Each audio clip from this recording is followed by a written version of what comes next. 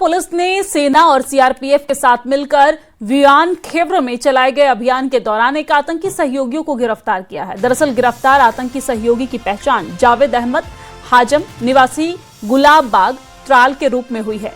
आपको जानकारी दे दें कि उसके कब्जे से हथियार भी बरामद किए गए हैं। तलाशी के दौरान एक पिस्टल और पिस्टल के 5 जिंदा कारतूस भी बरामद किया गया है।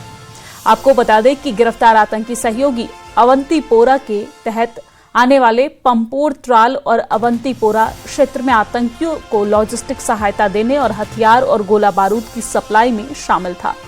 इस संबंध में संबंधित धाराओं के तहत मामला दर्ज किया गया है और आगे की जांच शुरू कर दी गई है।